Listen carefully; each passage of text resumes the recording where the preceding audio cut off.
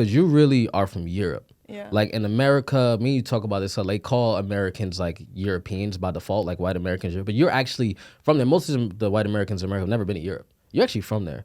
Me, I'm a black American, obviously. What is that house like growing up?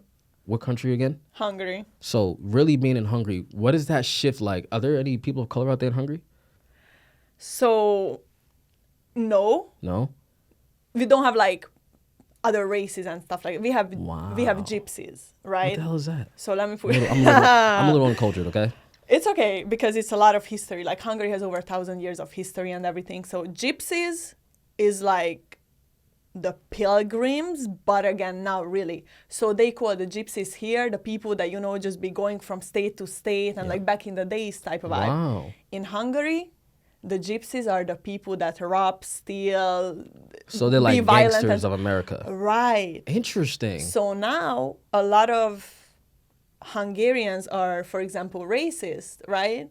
To people of color or just Towards anybody? people of color, Wow. black people, especially in America, even though majority of the country have never been outside of the fucking borders of Hungary, but what they see on TV, what they read online, right? So interesting enough, one of my family members, not parents or anything, somebody I don't associate myself with, right? They're like, oh, just, be safe out there. This was like a week before I moved to America. Wow. Just be safe out there because, like, I know like your preference and like what you like and stuff, but like, please As in don't. preference, do they mean male preference? Yes. Okay, let's get into that, but go ahead. Oh, I got to hear this. This is crazy. But they were like, just please don't date black people because they stink and then they are not good people. And it's like, I'm just looking at them like, what are you talking about? Like, Wow. So in Hungary, they believe that you shouldn't date black people because they stink, they're bad, they're violent because of how television portrays the culture? Correct. And again, it's not even that we see like news or anything, it's the movies. So how movies portray the black culture in America. That's interesting because we accept so much negative talk and negative perception on ourselves because we deem it as entertainment. But everybody everywhere else is seeing it for what it actually is. So some of our biggest cultural moments are negative depictions of our race, but we take so much pride in it. It's very interesting that out there that's how they view it because we, those are our historical moments a lot of these times. That's crazy. And the modern day example, for example, baddies, right? Ooh. So now the females fighting and da-da-da. It's like majority, I believe, I don't watch baddies, but majority is like people of color, right? Like the girls and stuff. Of course, yeah, 100%.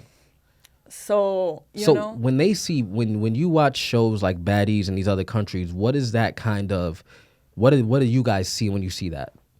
So when I used to live back home like 10 years ago, we didn't have these. What we have is MTV. So like, the music and then, what is it? That like welcome to my crib type of shows and stuff like that, you know? So those be cool, because that's like the entertainment industry. And from Hungary, that shit just seems so like unreachable. Since I moved here, I'm like, I can bump into any celebrity here on the street randomly, right? Like I've seen Adam Sandler downtown the other day. He was just walking past like casually. I was eating my little kava bowl. In the city? Yeah. Wow. And then I'm just like catching up with one of my friends and I was like, damn, that's Adam Sandler. It just caught me so off guard. I was just like, I'm like, hey, I like your movies. He was like, thank you. It was like such a casual little stuff. So it's interesting how we perceive entertainment and television and what we see when we are here in the midst of it versus, I don't think you realize how far what you do really reaches and who get access to that. Like we're sitting here right now in, Times Square and then somebody from China might be watching this and they'd be like, That's so true.